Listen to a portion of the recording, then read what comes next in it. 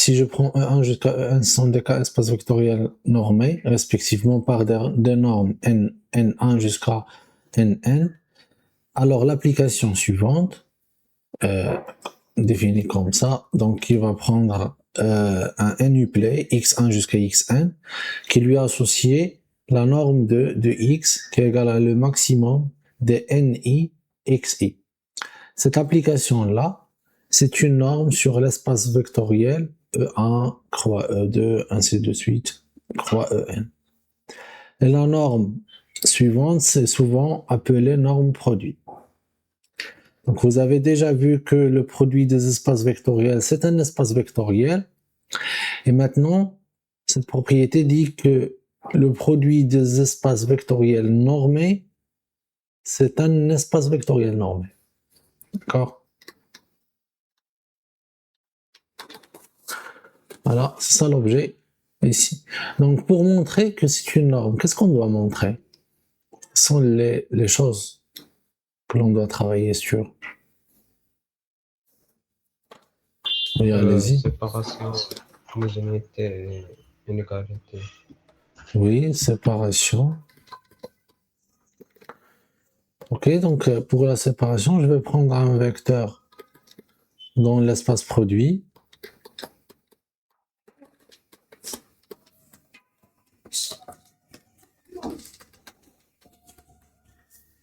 Oui, donc et je regarde sa norme. Donc la norme de x égale à 0, ça équivaut à dire, donc si j'impose à cette condition, en fait la norme elle est définie par le double barre ici. Donc c'est-à-dire que le maximum des xi, avec i entre 1 et n, le maximum de ni de xi égale à 0. Ok. Et si ce maximum-là égale à 0, ça équivaut à dire que pour chaque i entre 1 et n, les ni xi égale à 0. Or, les ni sont des normes, d'accord, sur chaque espace vectoriel ei. Donc, ça équivaut à dire que pour chaque i entre 1 et n, xi égale à 0. Okay. Car ni est une norme sur ei. Et ça équivaut à dire que x qui est égal à x1 jusqu'à xn égale à le vecteur nul. D'accord? Ce qui prouve la propriété de séparation. Oui, on passe à l'autre propriété, c'est l'homogénéité. Je vais prendre un scalaire dans K. X, un élément de l'espace vectoriel produit.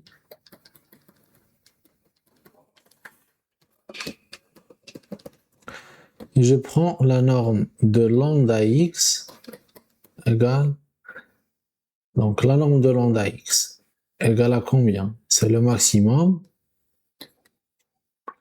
D'accord? Donc en fait, c'est quoi lambda x ici? C'est lambda x1 jusqu'à lambda xn. Et donc c'est le maximum de ni lambda xi. I entre 1 et n. Mais comme toujours, n est une norme sur i, ei, faire sortir le lambda, d'accord, en valeur absolue de ni xi.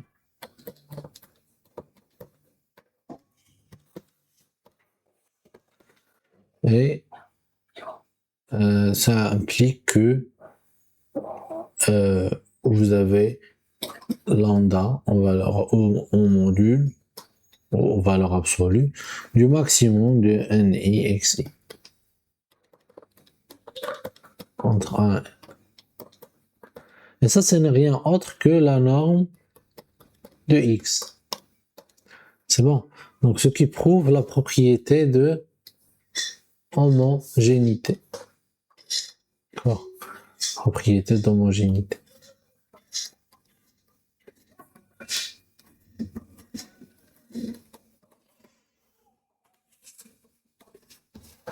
Oui, la dernière propriété, c'est la propriété de l'inégalité triangulaire.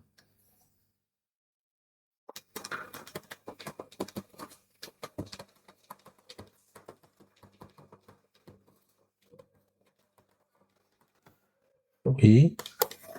Donc, je vais prendre 3 vecteurs.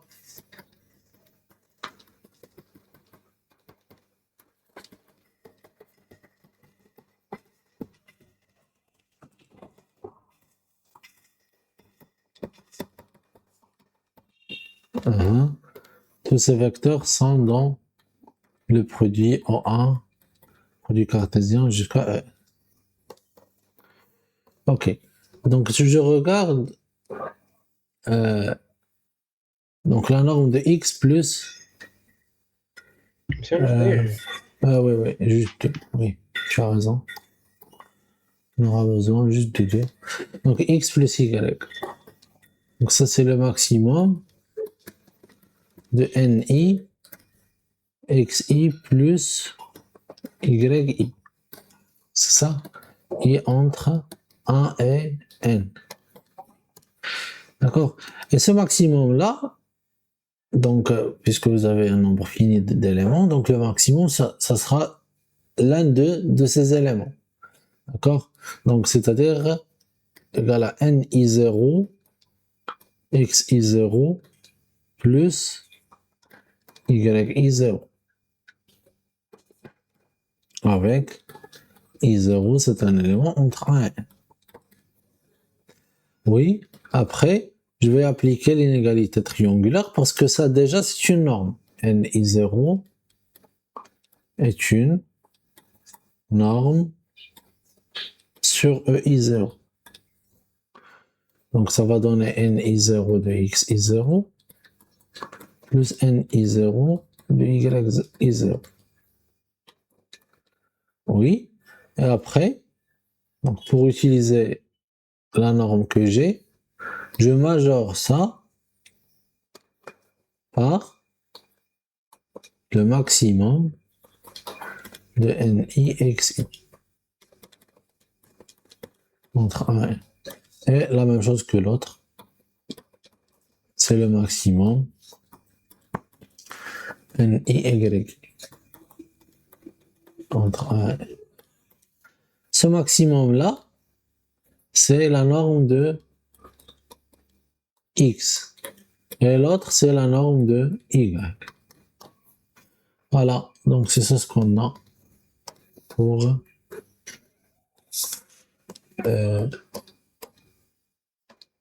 ça, d'accord? Donc pour montrer que c'est une norme.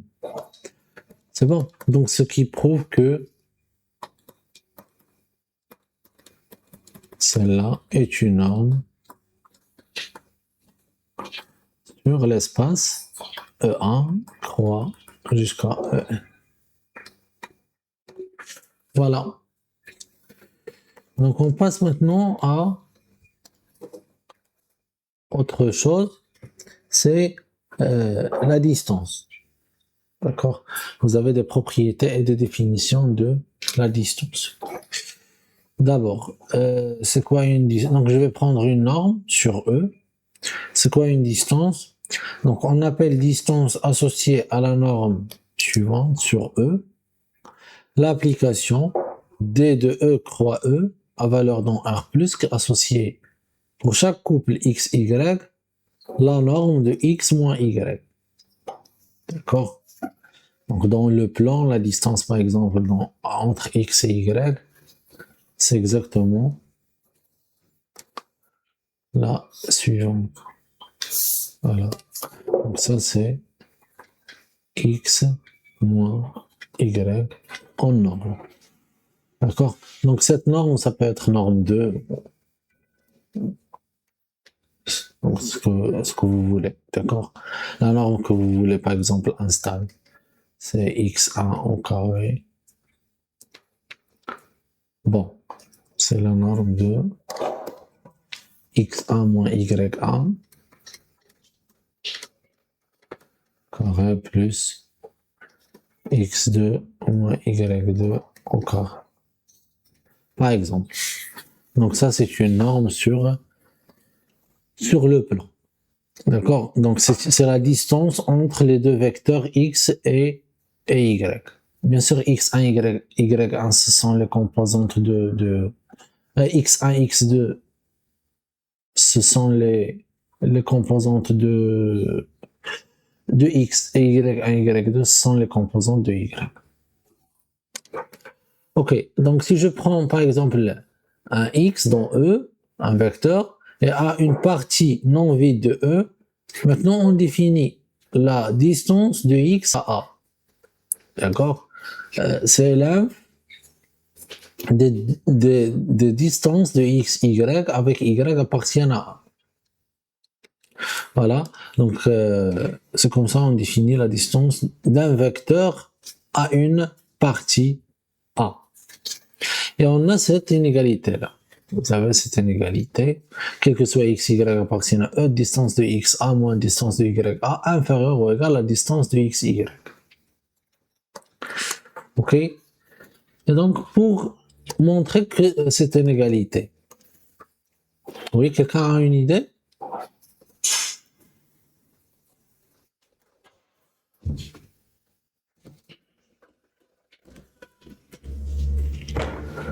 Hein?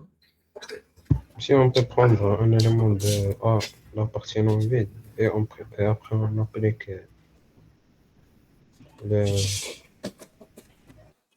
une égalité. Oui, on va prendre x, y d'abord. D'accord? Dans E. Et comme A est non vide, donc je vais prendre un Z appartient à A. D'accord? Et on applique, comme vous m'avez dit, l'inégalité. Donc c'est quoi la distance de XA? Qu'est-ce qu'on a dit? C'est l'inf des distances de X, Z avec Z appartient à A. D'accord? Alors, ce qui prouve que ça, elle est inférieure ou égale à la norme de X moins Z. Parce que Z, c'est un élément de A. Et ça, c'est l'inf. L'inf de distance de x, y avec y dans A. Ok, donc x, z. Donc je vais appliquer maintenant, pour faire intervenir le y, je vais appliquer l'inégalité triangulaire.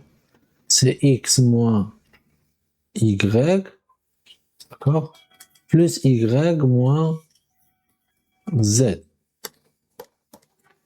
Ce que je vais faire maintenant, donc déjà vous voyez, là c'est la distance entre x et y, elle est là, d'accord.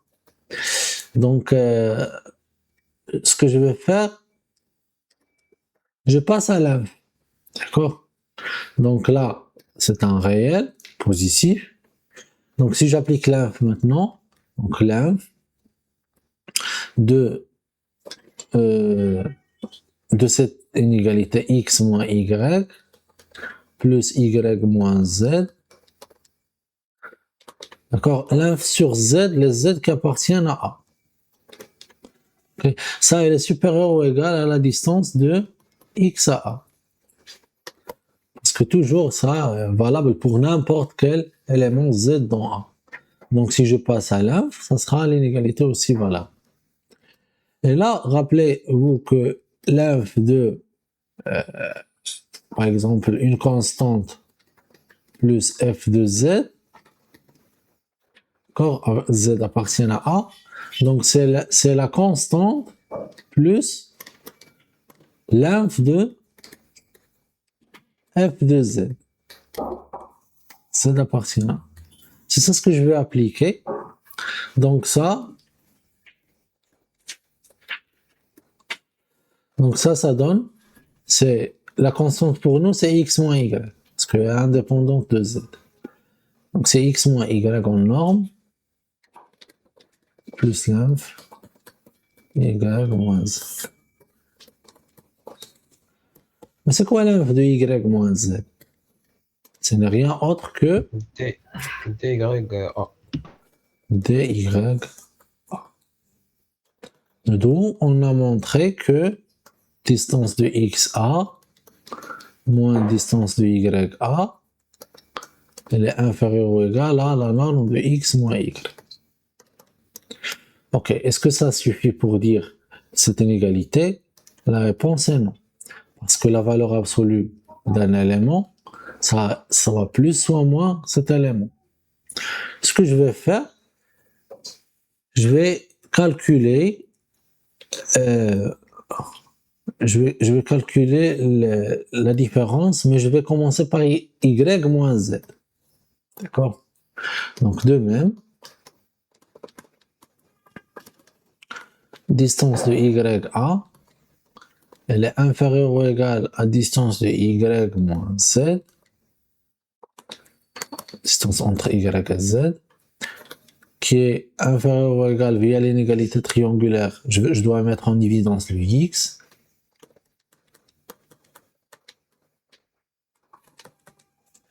Et maintenant, je passe à l'inf.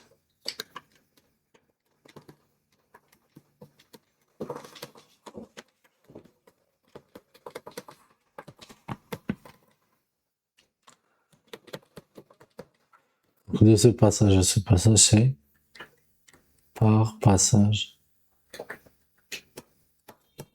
à l'inf sur z qui appartient à A. Donc c'est bon. Maintenant, je peux conclure que la distance de ya moins la distance de xa, elle est inférieure ou égale à la norme de y moins x. D'accord? Donc il vient de ça et de ça que la valeur absolue, bien, voilà, la valeur absolue de distance de xa moins distance de ya, elle est inférieure ou égale à la norme de x moins y. X moins y, c'est en fait cette distance de x, y. Distance entre x et y. C'est tout. Donc, ce qui prouve que cette inégalité est vraie. Donc là, je dois vous rappeler la distance, sur la distance dans un espace hilbertien d'un vecteur, d'accord, sur une partie, par rapport, ou bien la distance entre un vecteur et un espace vectoriel, F. Donc, dans le cas, dans un espace pré-hilbertien, donc vous devez connaître ce résultat. Si je note la norme suivante, c'est la norme induite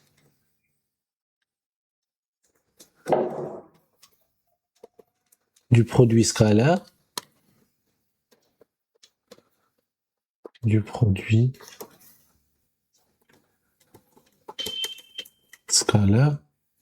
dans E. Ok, donc la distance d'un vecteur,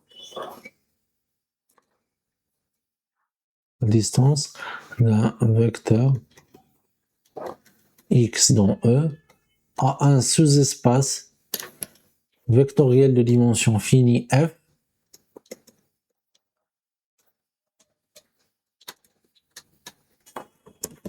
dimension finie F. Donc, et la suivante, c'est dxf égale à, en fait, par définition, c'est l'inf de x moins petit f avec f, c'est un élément de f. Et ça, donc dans le cours des espaces hilbertiens, donc ça donne que x, c'est x moins la projection sur f de ce vecteur x. Ce qui donne, c'est exactement la projection sur l'orthogonale de f de ce vecteur x. D'accord? Donc là, vous avez par exemple une partie f, c'est un sous-espace vectoriel, vous avez un vecteur ici. Donc si vous voulez, par exemple, trouver la distance, donc vous projetez orthogonalement. C'est la projection orthogonale sur ce espace f. Bon, c'est juste une schématisation. Ok. Voilà. Donc ça, c'est de x, un vecteur x. Donc c'est la projection orthogonale de x sur f. C'est bon, donc c'est ça ce qu'on a dans cette partie. Et là, vous avez un exercice. Donc là, soit x a un vecteur de E, a une sous-partie de E non vide.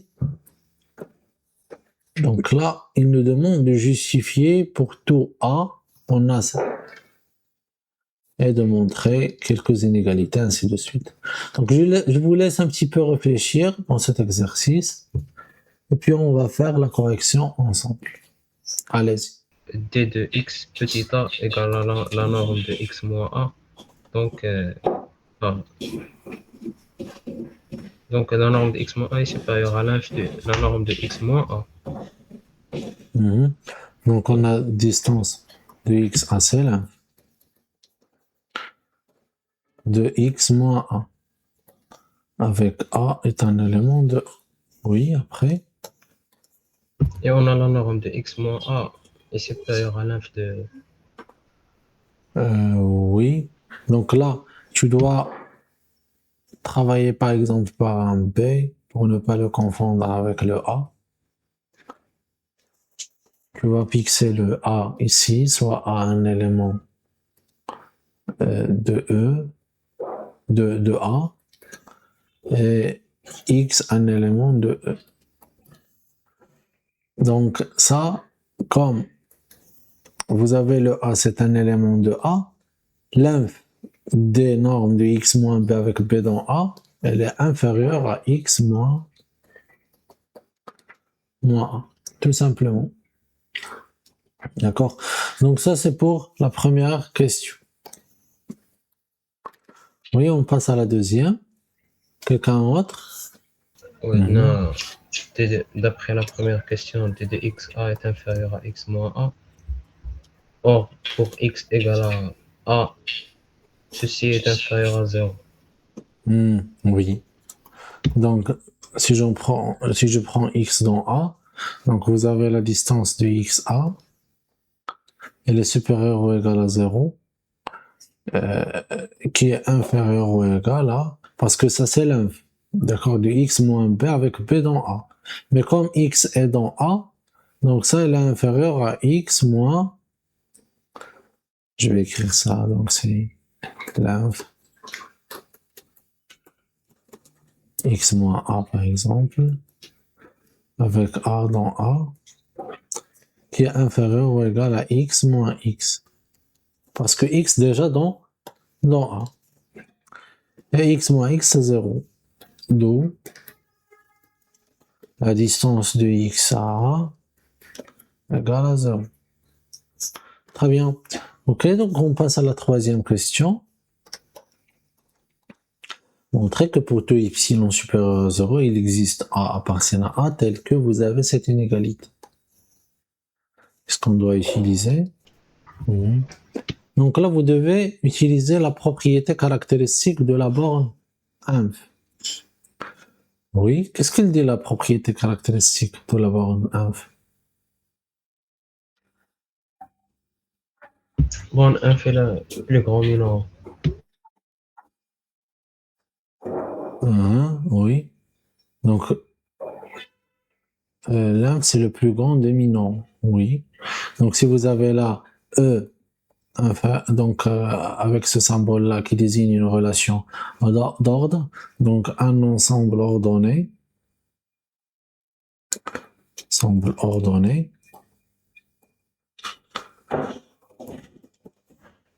Donc là, si je prends par exemple A, une sous-partie de E non vide,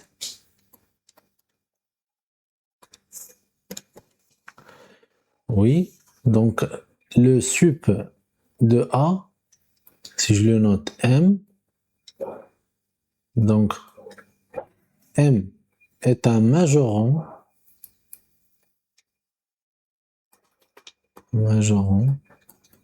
de A, ça c'est le premier point.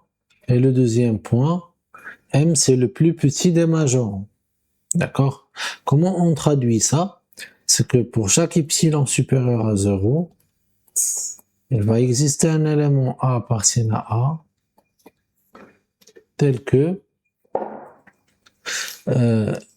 A est compris entre le sup, c'est-à-dire le M, et M moins epsilon. D'accord? Donc ça, c'est le plus petit des majorants. Ok. Donc, on a une autre caractérisation que vous avez déjà vue avec les suites. C'est que la même chose, M est un majorant de A. Et la deuxième chose, c'est que il existe une suite AN d'éléments de A telle que la limite de cette suite AN égale à grand M. Ok? Pour celui qui ne connaît pas c'est quoi un majorant, c'est-à-dire que quel que soit X appartienne à A, X elle est inférieur ou égal à M. C'est bon? Donc ça d'une part. Et pour l'inf, donc ça c'est pour le sup. Si je veux parler sur l'inf, donc je recopie presque la même chose et je rectifie.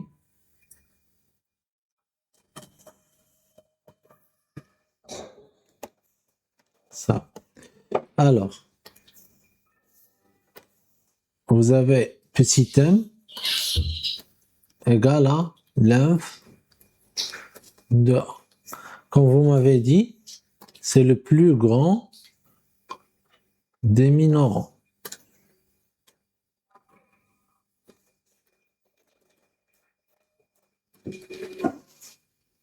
Okay. Donc c'est un minorant et c'est le plus grand des minorants. Donc là, donc c'est un minorant de A. Quoi un minorant de A? C'est-à-dire que quel que soit X appartienne à A, petit m est inférieur ou égal à X. Là c'est petit m. Et avec la caractérisation epsilonique, c'est pour chaque epsilon supérieur à 0, il existe A appartient à A. Là, vous avez A compris entre l'inf et l'inf plus epsilon. Okay. Donc, avec les caractérisations avec les suites, donc M est un minorant de A. Minorant de A. Et il existe une suite telle que la limite de cette suite-là, c'est petit m. D'accord. Voilà, donc en sup, vous avez vu ces propriétés, d'accord, et vous avez démontré pourquoi on a l'équivalence et tout, d'accord. Donc ça, c'est juste un rappel.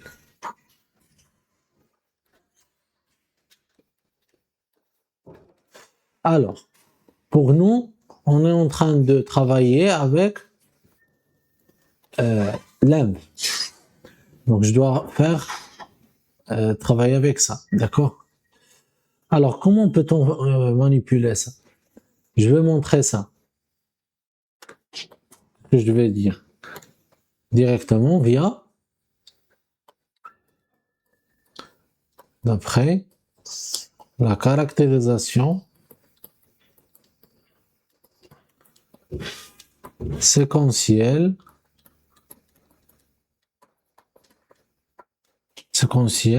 de la borne inférieure. D'accord?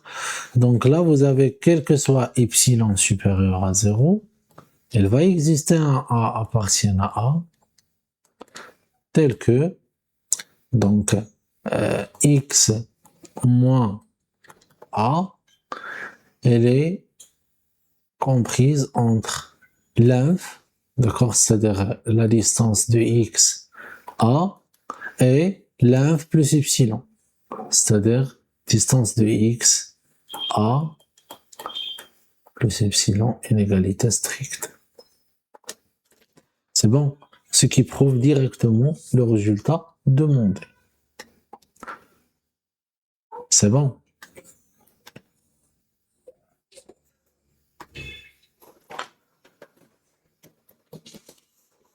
Ok, on passe maintenant à la question 4. Oui. Conclure qu'il existe une suite à n, ainsi de suite. Oui. C'est comme vous démontrez ce passage-là. D'accord. Donc là, vous devez dire que distance de xa est un minimum, est un minorant, et on a ainsi de suite. C'est ça ce que je veux. Ok, donc on passe à la question 4, oui. Quelqu'un peut m'aider? Comment je peux passer de cette question 4 à la question... non, de la question 3 à la question 4. Maître, Oui. il suffit de prendre epsilon de telle manière qu'il tend vers 0, quand n tend vers l'infini. D'accord, oui. Donc là, pour tout epsilon, je vais la remplacer pour chaque n. D'accord? Donc il vient de ce qui précède la question 3, d'après la question 3.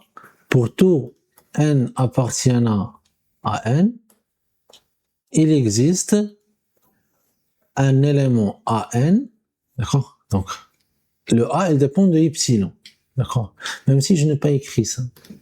Je n'ai pas écrit A epsilon, vous voyez? Mais elle dépend de epsilon. Donc là, si je remplace par n, donc elle dépend de n. Il existe AN appartient à A, d'accord? Tel que, quoi? Tel que x moins AN, oui, allez-y. Entre dxa et dxa, par exemple, plus 1 sur n. J'ai pris n appartient à n, donc je dois se débarrasser de 1 sur division. n plus 1. Oui. 1 sur n plus 1, 1 sur 2n, tu peux faire ce que tu veux, d'accord? Donc là, 1 sur n plus 1, par exemple. Et maintenant, donc là, d'où le résultat désiré, d'accord? Ah oui, ils veulent... oui, donc pour chaque... oui, là je dois utiliser la... ou bien je dois passer à la limite, d'accord? Par باش نديرو passage. لا غوصلي نديرو définition تاع la limite. Non, je dois juste passer à la limite de ça. Ça vaut combien? AN. C'est non, non, non, non. La terme de gendarme. La limite de ça, elle est comprise entre ça et ça. La Ah, limite de ça, c'est. dxa. Ouais, donc la limite de ça, c'est x. Donc par passage à la limite, x moins an via le théorème de gendarme, ou bien d'encadrement.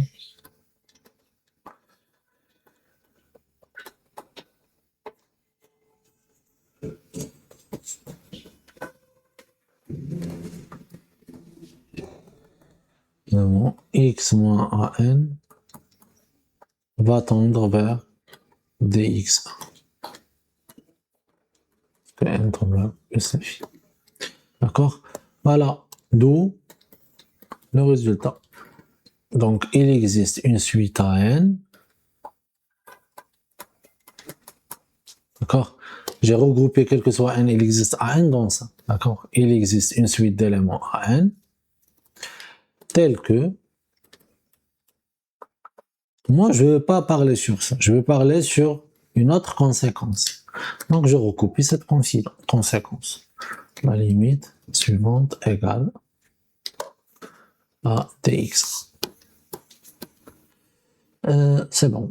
Donc, ça, c'est quatrième question. On passe maintenant à 5. Montrer que pour tout x dans R, distance de xa égale à 0. Comment peut-on faire ça?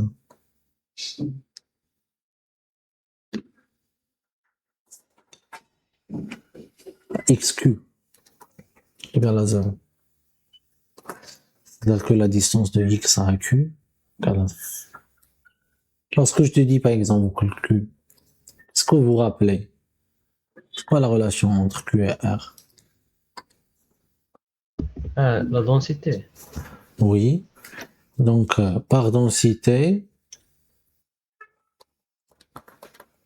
de q dans R. Alors, comment peut-on traduire ça? Q est dense dans R. Pour tous deux éléments de R, il existe un élément de Q entre les deux. Pour tout x, y appartient Oui. à R,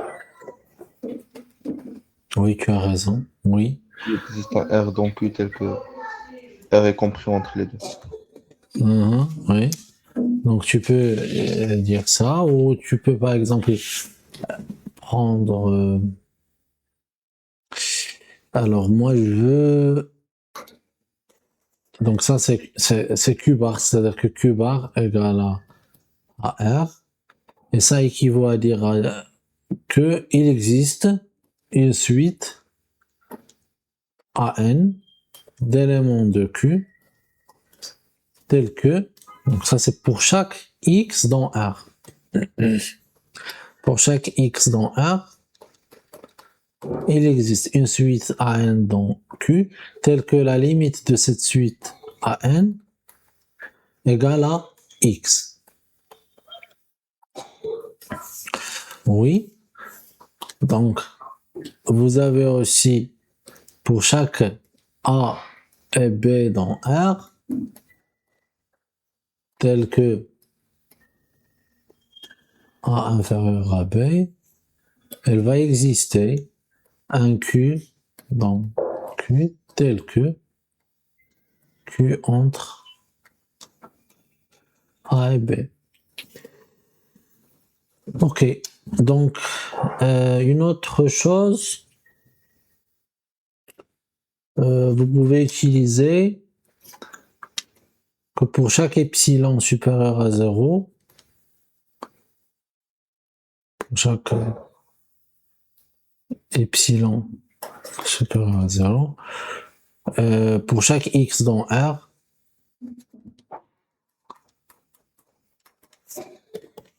elle va exister, il existe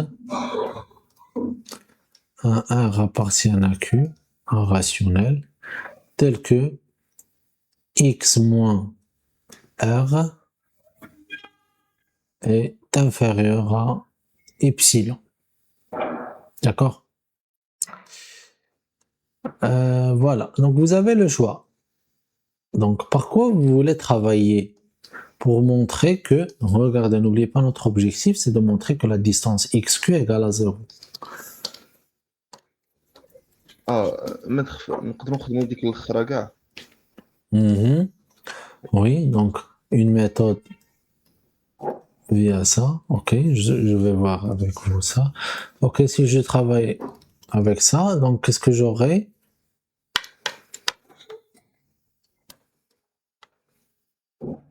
Mhm.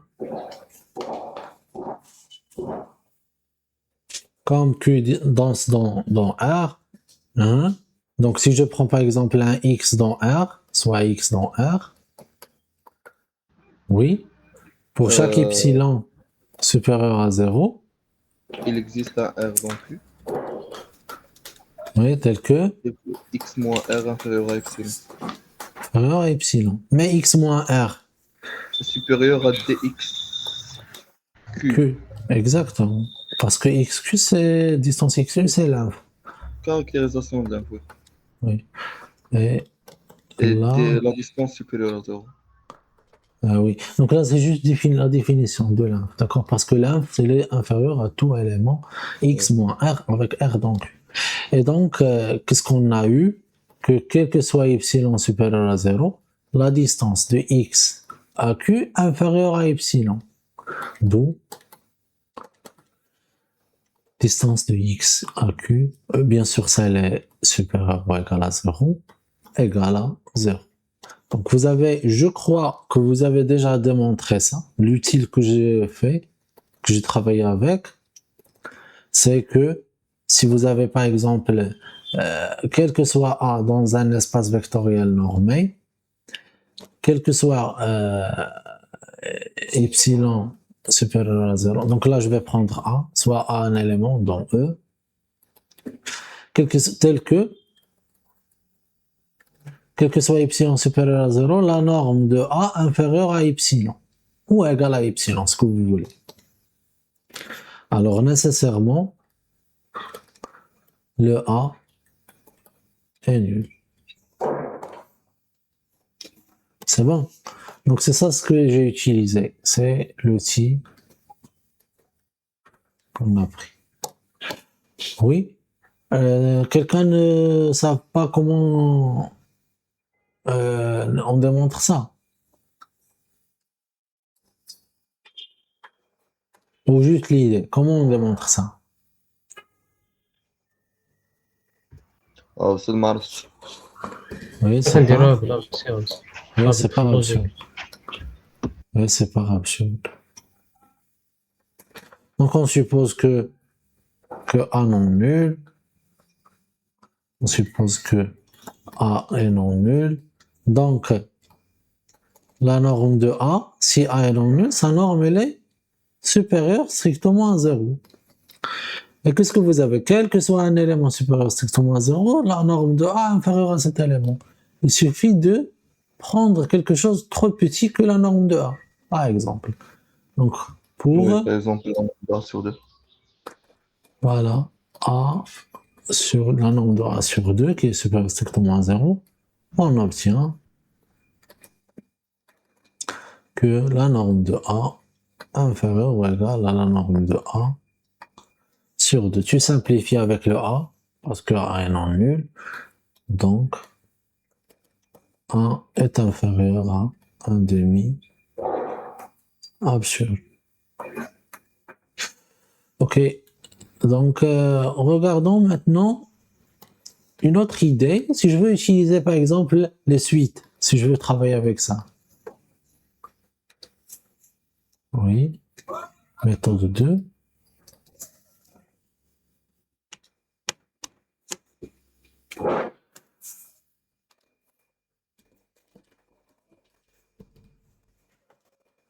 Oui, il y a les suites. Donc je vais prendre un élément X dans R.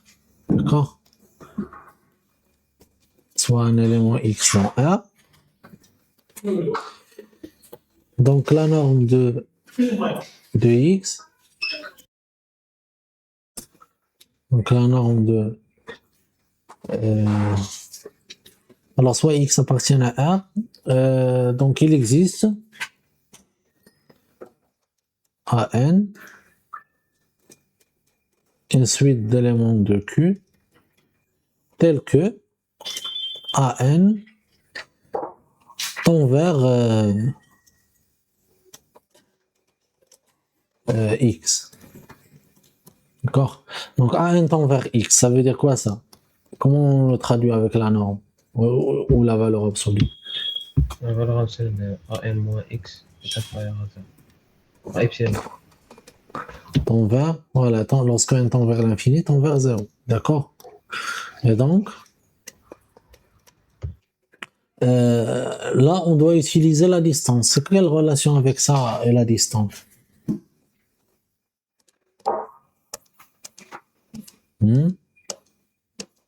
L'équivalence. Non, non, je dois utiliser la distance ici. Moi, je veux montrer que la distance est égale à 0. D'accord? Vous avez AN moins X tend vers 0 en valeur absolue. Donc, c'est quelle relation avec ça et la distance? La distance de X à Q. C'est l'inf, n'est-ce pas? Oui. Et l'inf de X moins Q avec Q appartient à Q. À Q. Et ça, elle est inférieure ou égale à qui tend vers 0. Et le AN moins X. Tout simplement. Donc là, je vais dire quel que soit N appartient à N, vous avez ça. Et je passe à la limite. Par passage à la limite. C'est. Oui.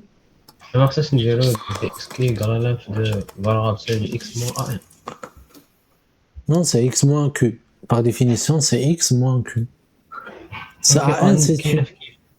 Oui. Et ça, c'est l'inf de X moins Q. Avec, tu parcours tous les Q. Tous les Q qui sont dans Q.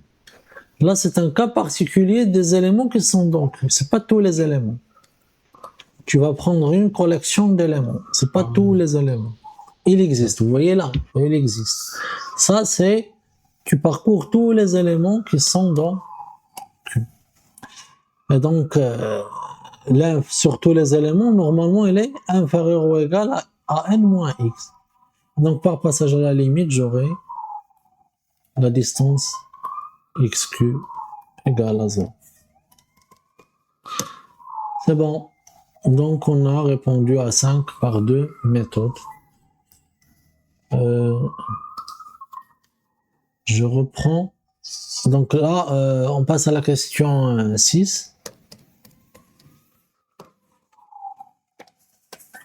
Oui, quelqu'un a une idée comment je peux la faire?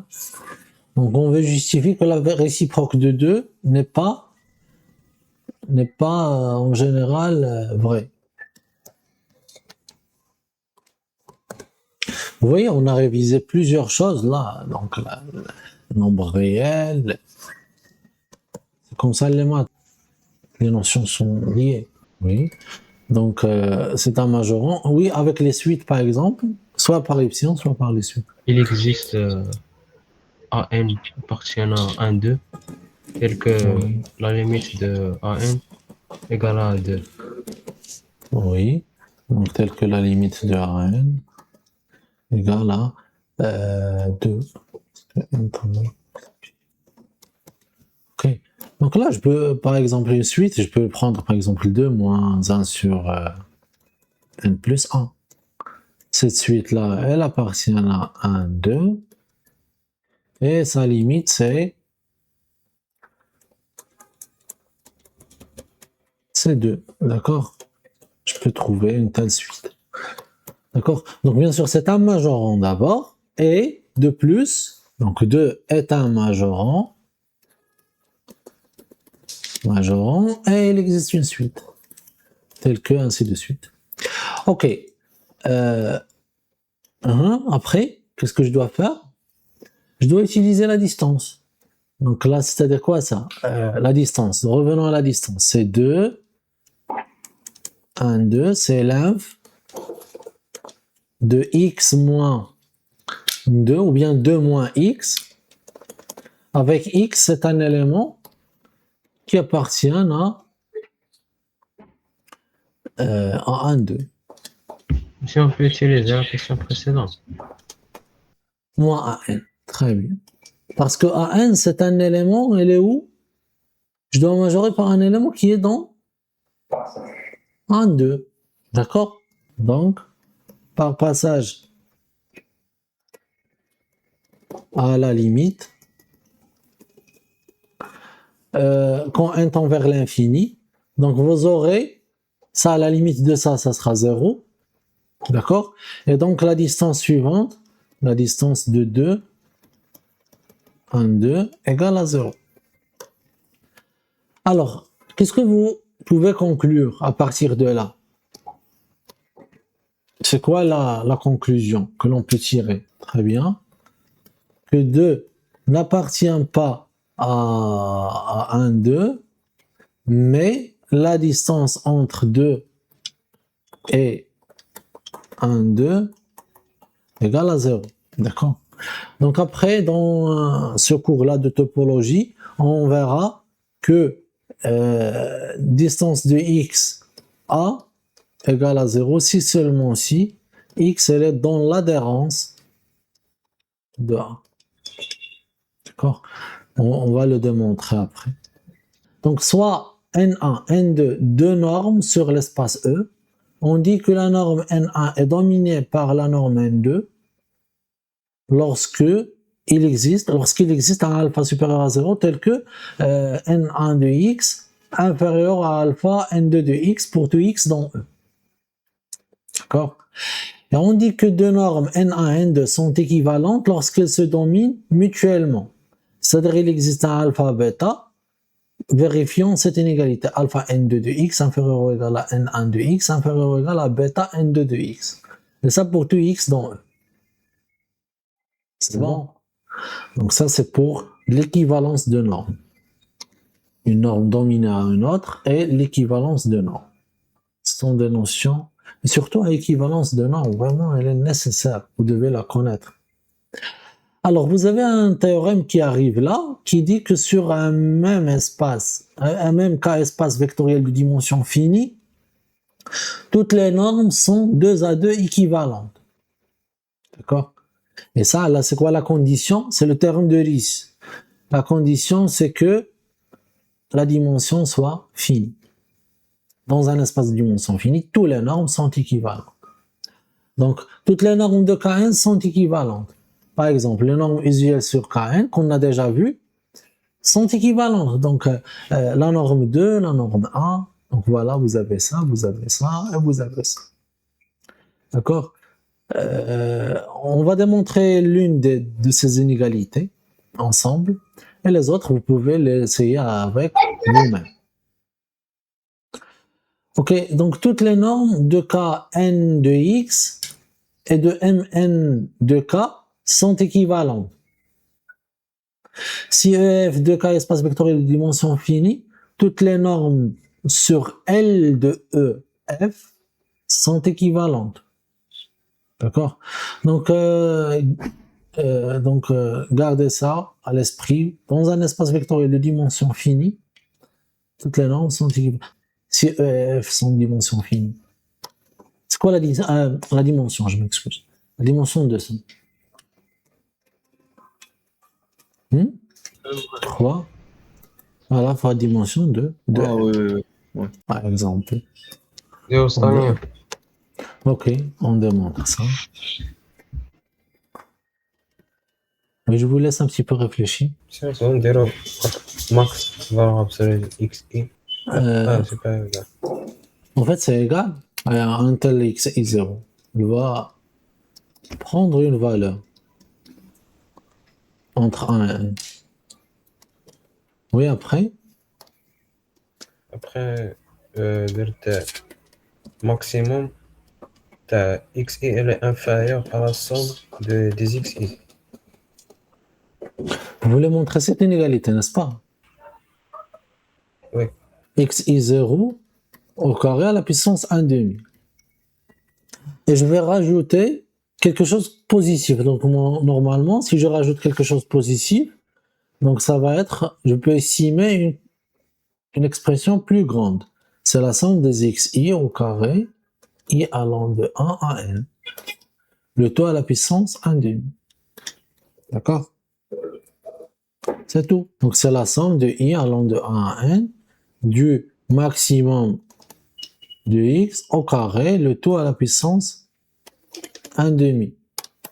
Mais ça ne dépend pas de i. Je le fais sortir. Donc, Non. c'est une racine n. Voilà, racine n. On voit la norme de x. Voilà. Tout simplement.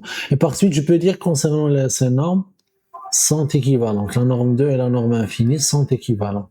Et la même chose entre les autres, ainsi de suite. Vous pouvez les pratiquer vous-même. Très bien. Alors, Maître, oui. ولكن هادو دي نورم بريس يعني ماشي toutes les normes. Le théorème, il dit que toutes les normes dans un espace vectoriel de dimension finie sont équivalentes. Si vous avez n Quelle à que n, soit la norme. oui, c'est quelle que soit la norme. Donc, nous, on a travaillé avec ces normes-là, ces trois normes, et on a démontré, c'est juste un exemple, regardez là, c'est par exemple, vous voyez. Bref, donc là, vous avez, sur AB, le segment AB, si je prends f une fonction continue sur AB, on a déjà parlé sur les normes suivantes.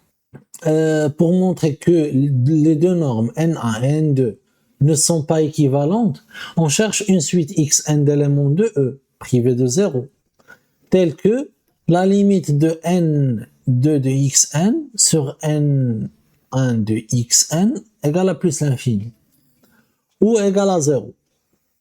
D'accord? Parce que si je prends l'inverse de ça, donc ça sera sa limite égale à 0. C'est ça l'idée.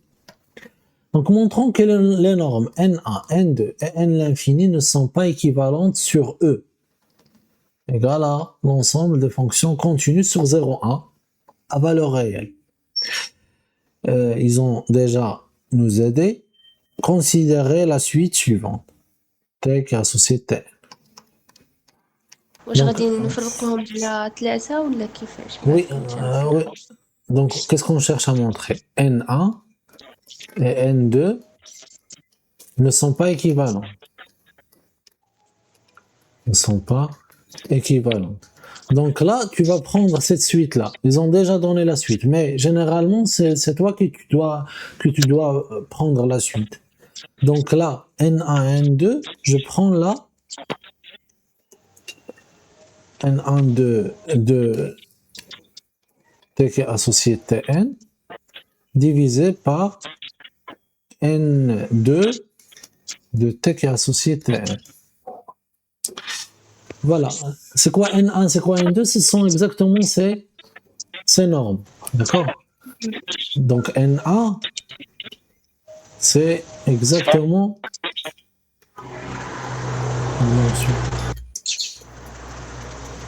Ouais, tu peux désactiver le micro, s'il vous plaît? Parce que il y a des effets de sonorisation. Donc N1, c'est la norme 1. N2, c'est la norme 2. Et N l'infini, c'est la norme infinie. Ces normes-là. Donc là, tu vas prendre ce quotient. Tu calcules la limite. D'accord? Si la limite 0 ou plus l'infini, tu vas dire que les deux normes ne sont pas équivalentes. C'est tout. Donc ça, c'est pour juste N1 et N2. Et tu refais la même chose avec N1 et N infini. N1, N l'infini, N1 et N2 et N l'infini. D'accord? Donc, ne sont pas équivalentes, car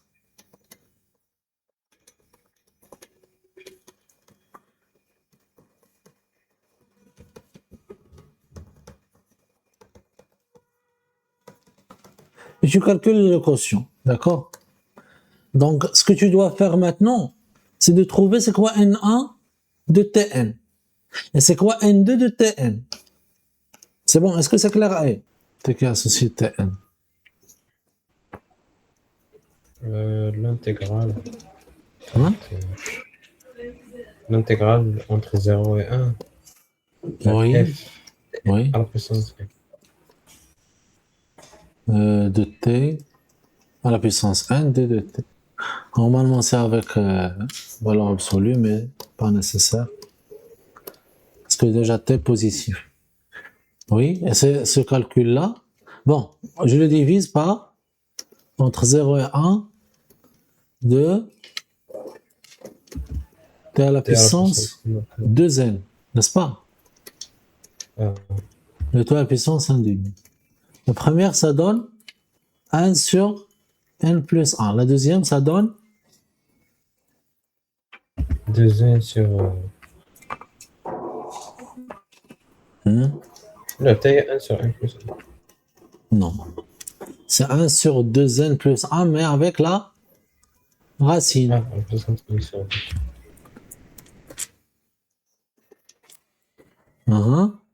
Et donc, après, ça va. Zero limit. Ouais. Donc, ça va donner racine de 2n plus 1 sur n plus 1.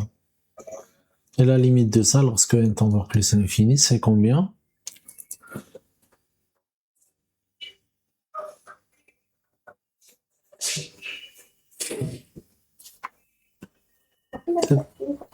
Oui, allez-y, allez-y. C'est quoi la limite? 0. C'est 0. Oui. Ok, donc les deux normes ne sont pas équivalentes. Voilà, donc ça c'est pour la première, et la même chose tu vas faire pour la deuxième, ainsi de suite. Allez-y. Si je regarde la deuxième, pourquoi elles ne sont pas équivalentes?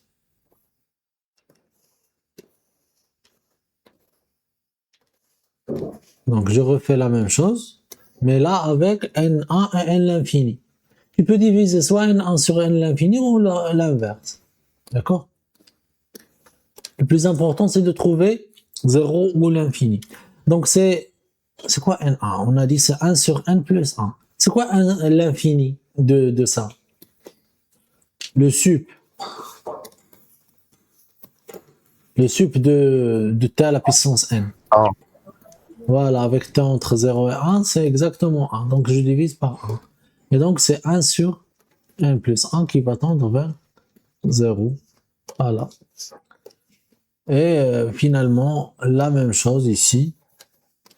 Elles ne sont pas équivalentes, n2 avec n l'infini. Pourquoi? Donc n2. Oui, je peux maintenant inverser par exemple n l'infini sur n2. Donc ça va me donner 1 sur 1 sur racine de 1 sur 2. Oui. Donc c'est exactement racine de 2n plus 1. Parce que, qui va tendre vers plus l'infini lorsque n tend vers plus l'infini. Et c'est tout. Donc les normes, ni ça équivalente à ça, ni équivalente à ça, ni équivalente à ça. Du coup, en gros, ces normes ne sont pas équivalentes. Ok, donc d'où vient ça? Donc regardez, N1 équivalent à N2, ça équivaut à dire il existe alpha, bêta, quel que soit x dans E, alpha N1 inférieur, N2, ainsi de suite. Donc c'est ça la signification que deux normes sont équivalentes. Ne sont pas équivalentes. Alors, donc regardez là, donc N1 équivalent à N2, ça équivaut à dire ça. Et ça équivaut à dire aussi que il existe alpha, bêta, supérieur à 0, quel que soit x, dont E non nul, vous avez cette inégalité. Parce que l'inégalité est vérifiée, toujours valide, pour x égale à 0. N'est-ce pas? Donc n2 de x inférieur ou égal à bêta n1 de x alpha n1 de x. Ok? Donc là, ce que je vais faire, donc je laisse alpha et bêta supérieur à 0, quel que soit x dans E, privé de 0, n1 de x divisé par n2 de x, d'accord? Il est majoré par 1 sur alpha, n'est-ce pas? Et n2 de x sur n1 de x, elle est majorée par bêta. Ok? Voilà. Donc, ce qui prouve que les deux ensembles suivants, l'ensemble de n1 de x sur n2 de x, avec x dans E privé de 0, et l'autre ensemble n2 de x sur n1 de x, comment ils sont? Des ensembles, comment ils sont? Par bêta. Donc, ce sont des parties majorées.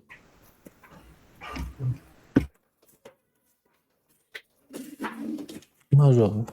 Ok? N1 n'est pas équivalent à N2. Ça équivaut à dire quoi ça? Que ces deux parties, comment elles sont?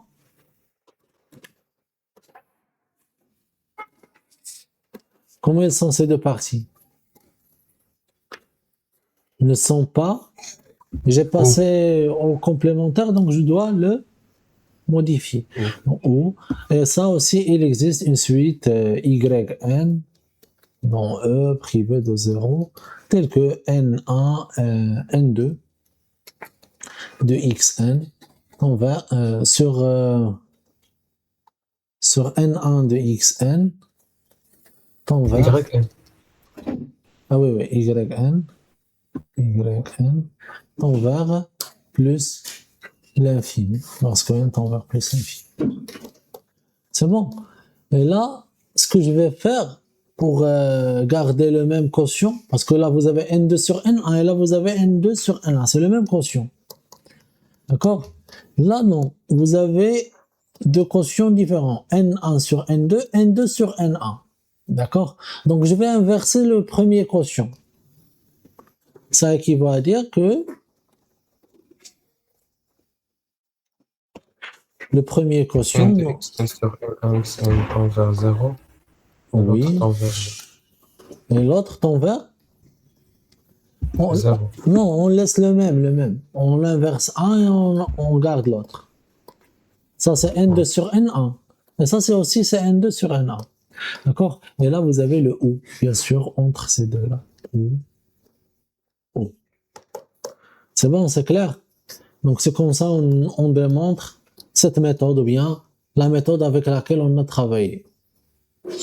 Méthode qui nous permet de montrer que deux normes ne sont pas équivalentes. Montrer que deux normes ne sont pas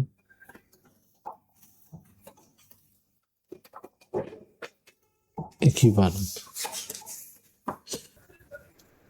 Oui, pour la séparation, vous pouvez me dicter ce que je dois écrire? Je dois vérifier que pour 0, c'est 0. Oh, oui, c'est ça, c'est juste une implication.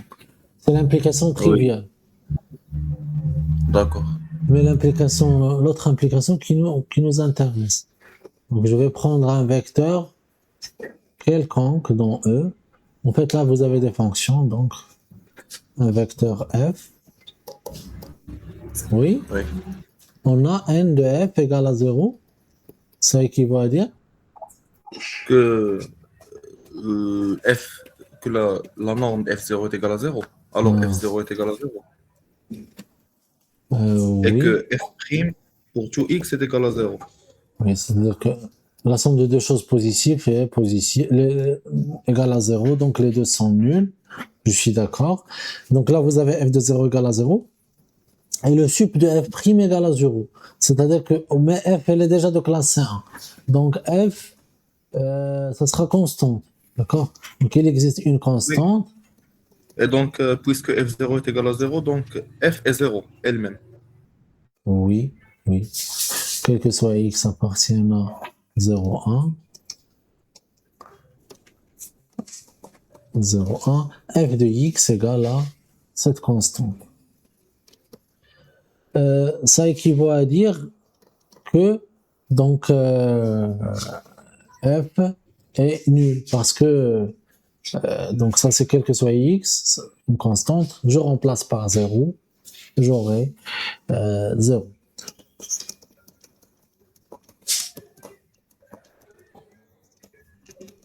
Très bien. Ok, donc ça c'est la propriété de séparation. L'autre propriété c'est l'homogénéité. Je crois que c'est clair pour l'homogénéité. Oui. On écrit Oui. f dans E, lambda un scalaire dans R là, parce que vous avez un R espace vectoriel. Vous calculez n de lambda f, ça vous donne lambda f de 0 plus norme infinie prime égale à 0. Ah non, égale, donc je factorise par lambda, son module, sa valeur absolue, ça donne f prime l'infini, avec un lambda en facteur. Et donc c'est la valeur absolue de lambda n de f. Rien à faire. Franchement, rien à faire là. Et l'autre, pour l'inégalité triangulaire aussi, c'est simple. Triangulaire. Donc vous prenez deux vecteurs, f et g, dans deux fonctions dans E, et vous calculez n de f plus g. Donc c'est f plus g appliqué sur 0 plus f plus g norme infinie prime. Donc ça c'est f de 0 plus g de 0.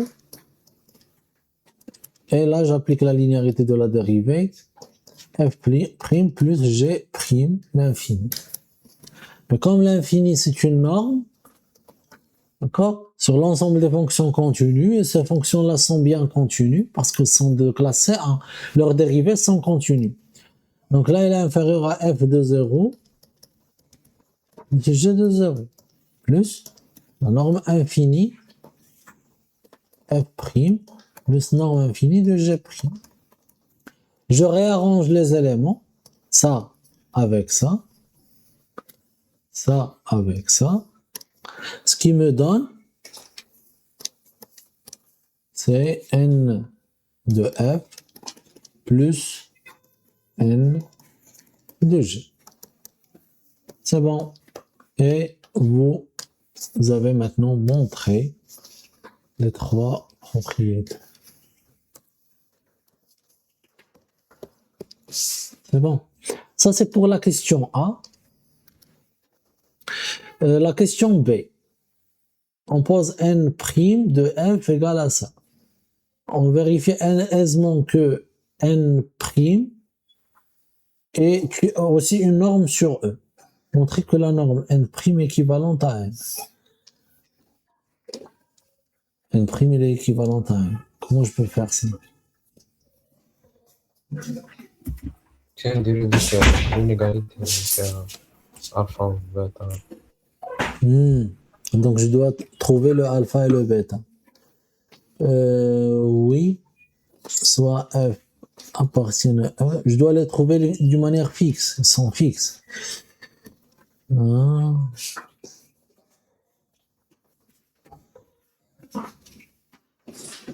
Si je n'ai déjà on a n' est une norme ou là c'est une binaire. Ah ouais, c'est une norme. Ils ont dit que on vérifie aisément, c'est-à-dire que vous n'aurez pas besoin de la démontrer. Alors, laquelle que je vais montrer inférieure à l'autre? N de f ou bien n' de f? N' de f est inférieur à bêta n et supérieur à alpha n. Hein? le F, n prime de F, d'accord? Donc je dois la montrer qu'elle est, par exemple, comme ça. Non, c'est pas comme, bon, un bêta, d'accord? Ou un de F. Mais là, vous avez une inégalité qui est triviale, n'est-ce pas? Cette inégalité qui est là. Est-ce que vous ne voyez pas cette inégalité? 0. Oui, on a n de F égale à F de 0 plus F prime l'infini. D'accord? Et ça, elle est majorée par quoi? Par F de 0, ça vaut combien? Elle est majorée par la norme infinie de F, n'est-ce pas? La norme infinie de F. Oui. Oui. Ah, c'est quoi la norme infinie? C'est le sup Oui, c'est Oui. de F de t avec t appartient à 0,1. Donc elle majeure tous les éléments qui sont entre 0 et 1. Mais vous avez 0, il est entre 0 et 1. Donc c'est ça ce que j'ai fait. السي إلا زدتي عليه شي حاجة راه تولي كبر من السي براسو. Qu'est-ce que j'ai rajouté?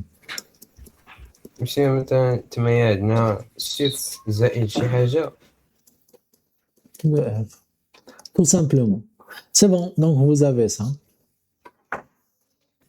L'infini plus F prime l'infini. Je veux la montrer qu'il est inférieur à alpha F de 0 plus F prime l'infini. Fondamental, parce que c'est ce théorème qui donne le lien entre F prime et F.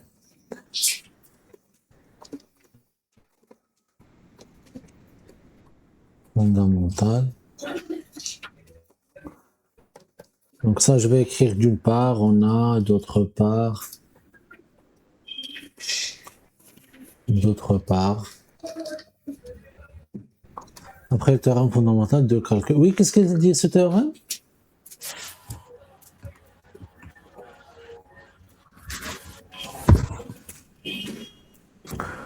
Allez, vous voulez dire quelque chose? Ah oui, c'est pour tout x dans l'intervalle 0,1. F de x. De x égale plus l'intégrale de 0 à x et le f prime de t dt. Oui, très bien. Après, je passe à la norme. Donc, ou bien la valeur absolue. F de x, elle est inférieure ou égale à f de 0 plus valeur absolue. l'intégrale. Oui. Et j'utilise aussi le fait que la valeur absolue de l'intégrale inférieure ou égale à la valeur absolue. Et comment elle est f prime? C'est une fonction qui est... Continue. Oui. C'est Oui, parce que de classe 1, f de classe 1, donc f prime continue. Donc elle atteint ses bornes. Donc là, je la majeure par son sup. Le sup existe. Donc elle est inférieure ou égale à f de 0 plus l'intégrale de 0 à x d de t de 1 facteur de F. f prime l'infini. Mais ça vaut x. C'est x. Mais x, elle est dans 0, 1. Je peux le majorer encore par 1. Et donc j'aurai ça. Est-ce que c'est la même chose? Ce que j'ai fait, j'ai montré que quel que soit x, f de x, elle est inférieure ou égale à ça. Est-ce que ça suffit? Regardez, c'est quoi n' de f. D'accord? Ça nous permet d'avoir une chose, laquelle, quel que soit x, vous avez ça inférieur. D'où alpha égale à 1. Non. À partir de ce qui est en rouge, c'est quoi la déduction que je peux tirer? Ce qui est en rouge, c'est la norme. F l'infini. Voilà, n l'infini de f Inférieur à n. à f de 0 plus F prime. اللي Ouais. هي n de f. Oui, c'est n. Très bien. C'est n. C'est علاش F infini. Parce que ça, elle est valable pour chaque élément dans 0,1. Donc, je passe au sup. Sup ici et sup là. Mais sup sur quoi? Sur les x. Et pas, ici, pas de x. Il n'y a pas de x. Donc, va rester la même expression. Alors, donc, Oui, c'est هذاك théorème fondamental du calcul d'intégral. hein? داك théorème fondamental du calcul d'intégral. كاين كورس شفناه. Intégration sur un segment. Voilà, le cours de intégration des fonctions continues par morceau sur un segment. Bon, après ce cours, vous avez vu les intégrales généralisées.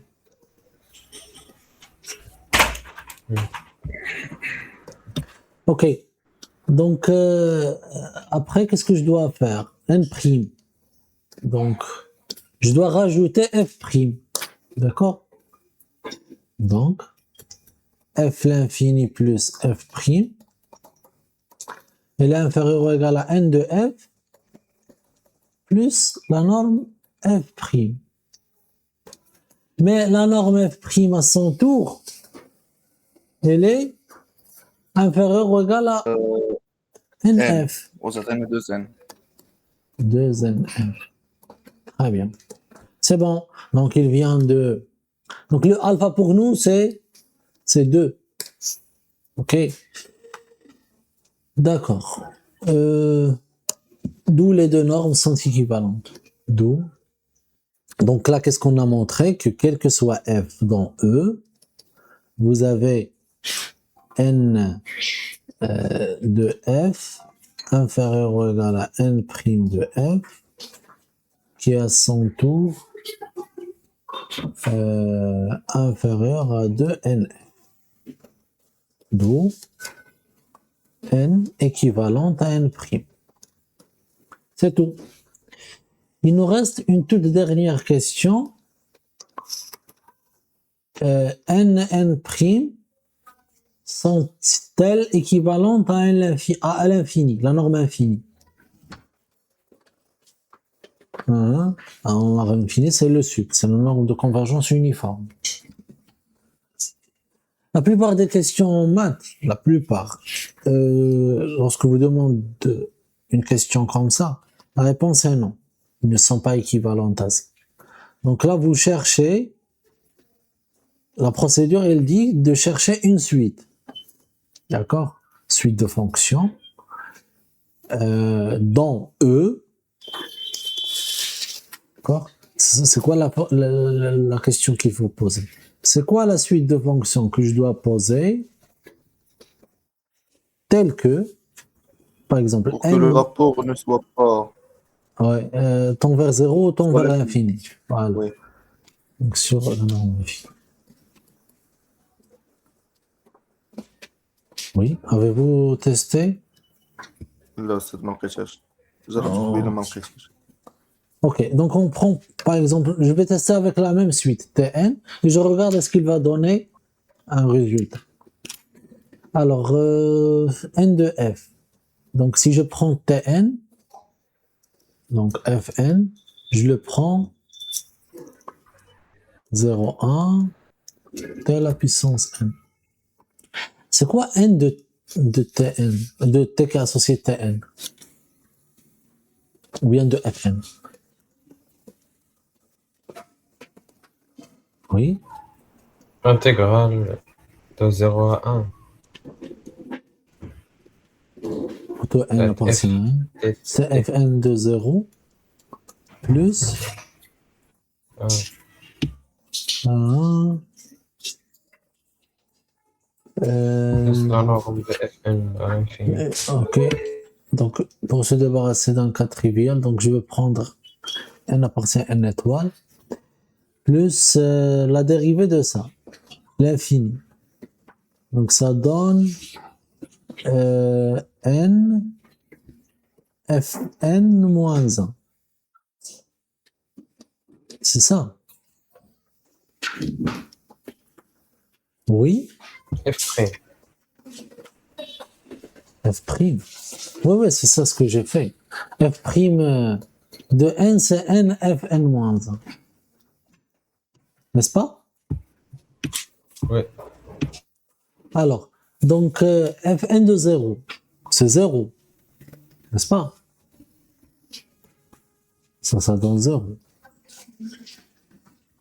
Et l'autre, ça donne quoi? N à la puissance n moins 1. Oui, c'est quoi la norme infinie de fn moins 1? C'est 1. Sup. Oui, c'est le sup. C'est quoi le sup? Sa valeur 2, 3, 10, 2. Ah ouais. C'est 1. N. Oui, donc ça donne, c'est n. Ok, donc ça c'est d'une part. Et f l'infini de fn, on a dit c'est 1. Yeah, ouais.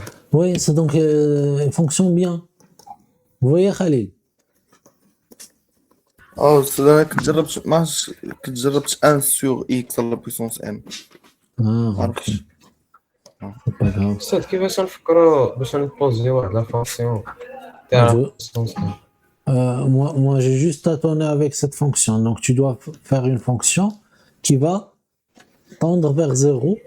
Le rapport, donc, on réfléchit de cette façon. Donc, de telle sorte que le rapport doit être envers l'infini ou 0. D'accord? Il y a pas... الا جيت حطيت لك واحد لا فونكسيون ما تمشيش لانفيني وزيرو وقلت سون ايكيفالون. Non. Comment? Donc, je n'ai pas compris. حتى حيتاش في هاد لا كيسيون ما تيامبوزيش عليك واش ايكيفالون ولا غير قال لك غير واش ايكيفالون. Ah oui. الا لقيت الا بوزيت واحد لا فونكسيون كي ايكيفالونت تعطيني ان بريم Ouais, ايكيفالون صح. équivalent, c'est pour chaque f. Pour tout f appartient à e. D'accord? Lorsque tu poses une fonction, c'est une suite d'éléments de e. Il ne parcourt pas tous les éléments de e. D'accord? Pour équivalent, on travaille avec quel que soit f. Mais pour nier l'équivalence, on travaille avec l'existence. Existe-t-il une suite fn telle que? Pour dire ils ne sont pas équivalentes. Est-ce que vous avez compris la démarche? Pour ne pas équivalente, Oui. c'est existe-t-il. Pour équivalente, c'est pour chaque f, vous devez trouver la relation d'équivalence. Ok, donc ça c'est pour n et l'infini. Donc là, n n'est pas équivalente à l'infini. Je regarde maintenant l'autre, c'est n' avec l'infini. Hein? Donc, ça va fonctionner, je crois. Ah oui, ça va fonctionner parce que là, vous aurez 1 plus n. Vous voyez? n' de f. Et on a n' de f, n égale à donc c'est la norme infinie de fn. Voilà. Oui. Et ça c'est la norme infinie, ça c'est 1. Et l'autre c'est n. D'accord? On a déjà démontré pourquoi n ici. Donc ça donne l'infini lorsque n tend vers plus l'infini, mais je dois regarder le rapport en fait. Là, le rapport